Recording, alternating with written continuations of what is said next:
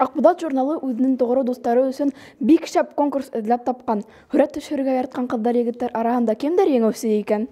Рәшит Назаров исемдәге хүрәттәр конкурсы республикабыда тәүге тапкыр оештырылды. Акбулат журналы Башкортстанның төрле район калаларынан хүрәт төшерергә һәләтле балаларның иҗади эшләрен йыйды. Уларда билдәле рәссамнар баһаланы. Конкурс 4 яшь категориясында үтте. Араларының иң индәрен хайлап еңүчеләрне Шәһит Ходайбердинның йорт музеена бүләкләү тантанаһына чакырдылар.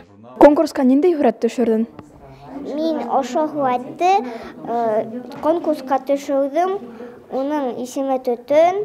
Унда өй, кәүтәләр төшерелгән. Йорт музейда кызлар модерн сагы хүрәттәре биләнә. Бунда зур күргәзмәләр оештырылган. Рәшит Назаровтың Яһаның гизеп, уның шигырьләре буенча төшерелгән хүрәттергә карап, иң индәрен хайлау еңелдән булмагандыр дип уйлап куйдым. Кызлар вәт тырышкандар. Бундагы эшләр берәһеннән-берәһе матур, уларны махсус күргәзмәләргә куеп булыр иде. Оештыручылар яшь рәссамнарны котлап, дипломдар, журналдар белән бүләкләп киттеләр. Зөлфия конкурсын төп еңүчесе итеп сайланды. Уның менән аңгәмәләшеп алдык. Беренче урын алу менән котлайбыз. Конкурс турында һөйләп китәле.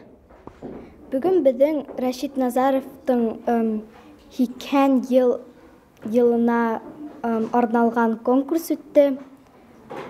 Бұл конкурста бик күп балалар катнашты һәм бик матур хүрәттәр төшереп алып килделәр.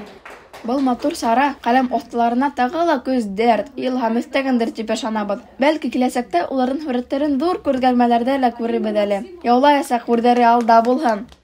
Акбулат ошындай конкурсларны үткәрергә бик ярата. Бәйгеләрдән читтә калмагыз.